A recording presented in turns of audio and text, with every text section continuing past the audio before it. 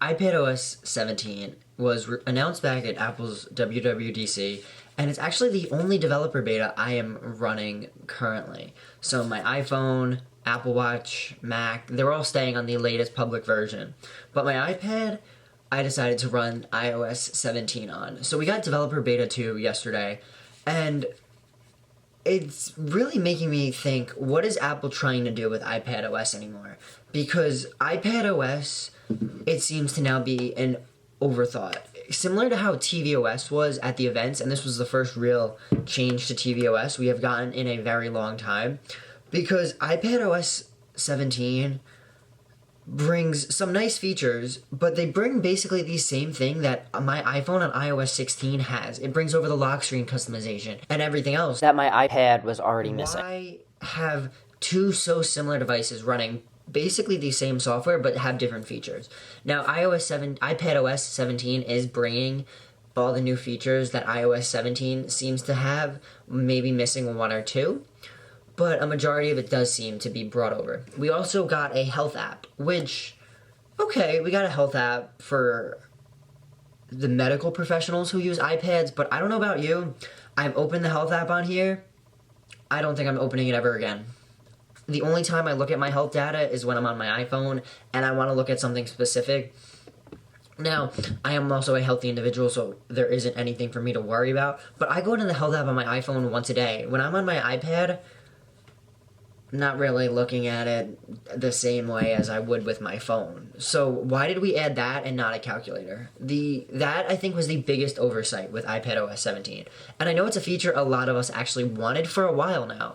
And I thought maybe we would get it. Apple even kind of was hinting towards it, as they said something in their event along the lines as, this has been an app everyone's been wanting for a long time now. And I was like, it's the calculator app. And then they were like, here's our health app. And I was like, okay.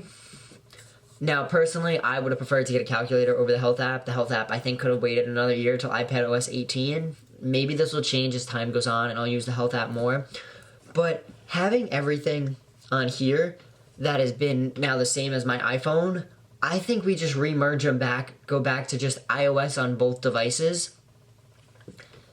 Or Apple needs to step up the game with iPadOS 18 and give us a lot more power user features on the iPad, because we finally got Final Cut, we finally got Logic Pro, we finally are getting these apps, but Apple's still kind of lacking in the software department with what these capable devices can do, because my M1 iPad Air can do everything. This iPad has been great, but lately I've been kind of wondering, why do I still need an iPad if my iPhone can do more? Because Apple doesn't want to give this some updates that I think are well needed, like a calculator app, the ability just to place my icons freely. I still shouldn't be conformed to a grid. I think that is one of the biggest annoyances, that fact that I'm still confined to this grid of 4 apps by 1, 2, 3, 4, 5, 7, maybe 4 by 7. My iPhone can have about the same screen. Let me put apps 5 by 5. 6 by 6. Let me put it how I want it. And I think that's where Apple kind of needs to let up their grip on the iPad software and kind of let users take advantage of how powerful these devices are truly becoming. Because macOS Sonoma, we can put widgets on our desktop and put them anywhere we want. And it'll even move our icons and folders out of the way around the widget. But I can't place them freely on my iPad? I think that was just something they missed out on big time. But overall, it brought some quality of life improvements over. So I'll take it. But why don't we have a calculator app? Why can't I place apps freely? If you have anything that you think Apple really missed for iOS 17, I want to know with a comment below, as well as if you're down there and you want to hit subscribe and like, I'd really appreciate it. But iPadOS 17 just seems to miss the mark for me. I think iOS 17 is going to be one of those big updates when I finally update my iPhone to it, which I'm probably going to wait till September.